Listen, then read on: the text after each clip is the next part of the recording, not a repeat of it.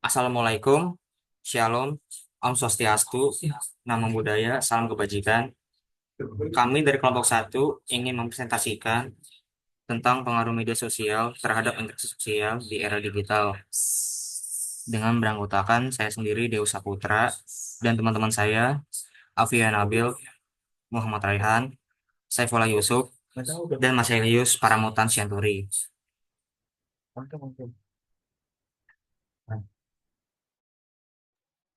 Oke, di sini saya akan membacakan sebuah studi kasus.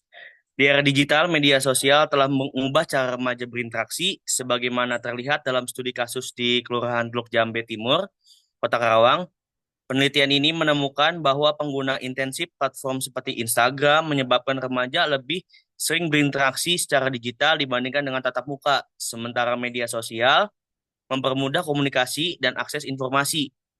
Hal itu juga menurunkan kemampuan keterampilan komunikasi secara langsung. Akibatnya, remaja mungkin mengalami kesulitan dalam membangun hubungan interpersonal yang mendalam di dunia nyata. Temuan ini menekankan perlunya keseimbangan antara interaksi digital dan tatap muka untuk memastikan perkembangan sosial yang sehat. Dengan tujuan dari kuesioner ini adalah untuk memahami sejauh mana media sosial mempengaruhi interaksi sosial di era digital. Melalui pertanyaan yang diajukan, kami berusaha mengidentifikasi pola pengguna media sosial di kalangan responden, mengevaluasi dampak positif dan negatif dari media sosial terhadap hubungan sosial mereka, dan menentukan strategi efektif untuk meminimalkan dampak negatif tersebut. Di sini ada data kuesioner dengan jenis kelamin perempuan dengan 35% dari 26 responden, dengan laki-laki 65%. Dengan umur rata-rata itu di bawah 18 tahun dengan 65% dan 19 tahun 54%. Dengan pengertian, pengaruh media sosial di era digital mengubah cara kita berkomunikasi dan berinteraksi, memungkinkan konektivitas yang cepat dan luas. Namun ini juga membawa dampak negatif seperti cyberbullying dan kecemasan sosial, serta perubahan pola komunikasi dan dampak psikologis pada pengguna. Saya serahkan materi selanjutnya kepada Ipul. Siap. Oke, berikutnya ada platform yang sering digunakan oleh kuesioner. Oke. Di sini ada 15% orang memilih Facebook, yaitu menghubungkan orang dengan teman, keluarga, dan komunitas, serta berbagi konten seperti status, foto, dan video. Dan yang paling banyak di sini ada Instagram dengan pemilih 92%, berfokus pada berbagi foto, video, serta menginspirasi kreativitas dan ekspresi visual. Di berikutnya ada Twitter dengan nilai 31%, yaitu menyediakan platform untuk berbagi informasi singkat, berita, dan berpartisipasi dalam percakapan publik melalui Twitter. Nah, berikutnya ada TikTok, yaitu 73%, untuk berbagi video pendek yang kreatif dan menghibur, serta mengekspresikan diri melalui berbagai tren dan tantangan. Dan terendah ada LinkedIn, yaitu 4%, membangun jaringan profesional, mencari peluang kerja, dan berbagi konten terkait karir dan industri.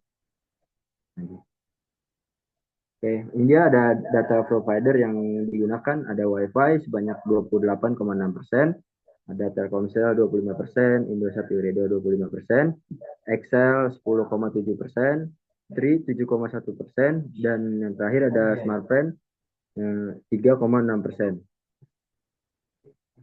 Oke, berikutnya ada rata-rata waktu yang dihabiskan. eh, Ada 19% orang memilih 1 sampai 2 jam, 38% 2 sampai 4 jam, dan 42% lebih dari 4 jam. Apa yang bisa dilakukan media sosial untuk membuat interaksi sosial lebih positif? 50% menjawab menyaring konten negatif dan tidak bermutu. Lalu 28% membatasi usia pengguna dan konten yang disediakan. 22% meningkatkan kualitas interaksi dan layanan, dan yang terakhir 19% mengurangi waktu penggunaan media sosial dan memperbanyak aktivitas offline. Selanjutnya saya akan berikan ke rekan saya Marcelius. Oke, di sini ada entity relationship, program, diagram.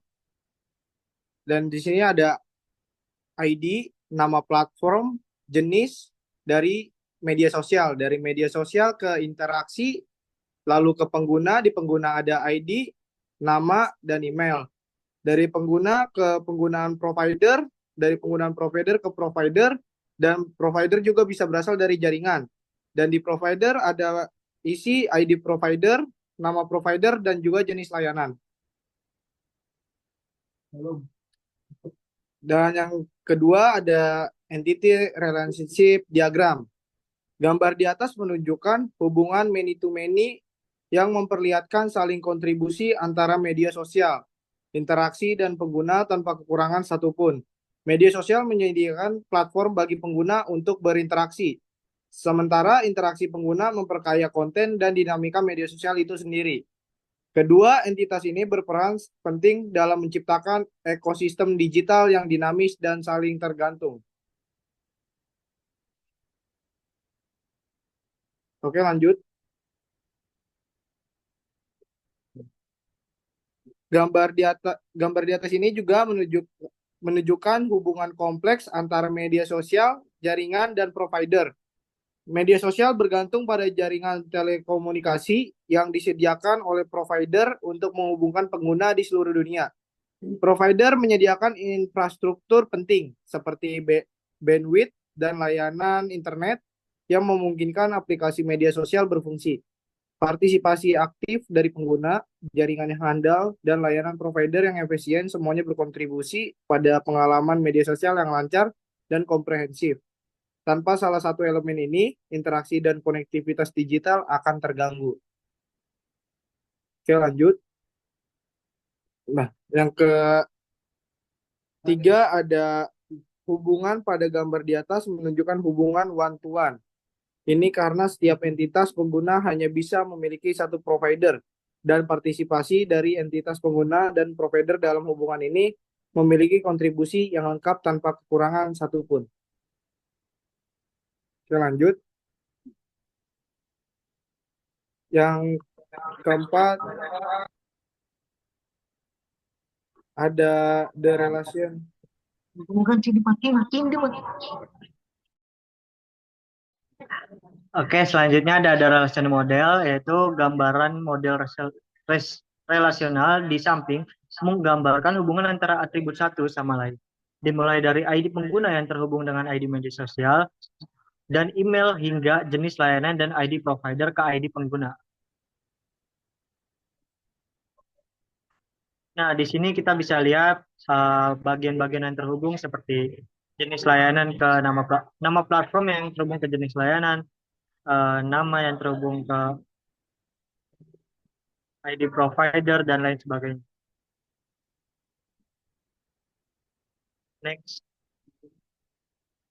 Nah, ini kita bisa lihat sendiri di nama pengguna itu merupakan ada ID pengguna, nama, pengisian kuesioner. Dan di pengguna ini kita memakai salah satu contoh sosial media seperti Facebook. Nah, ID pengguna ini kita ambil dari salah satu Facebook yang ada di source Facebook tersebut. Begitupun dengan provider kita menggunakan kode unik yang ada di provider tersebut. Dan untuk yang sosial medianya, kita ambil ID page-nya itu yang ada di source page. Next.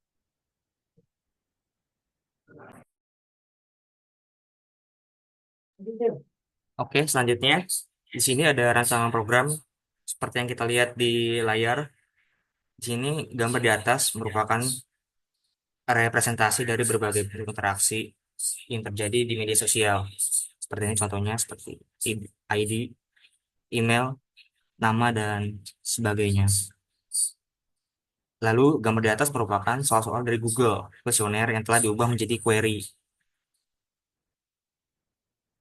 Selanjutnya, gambar di atas merupakan seluruh hasil dari Google kuesioner yang telah diubah menjadi report.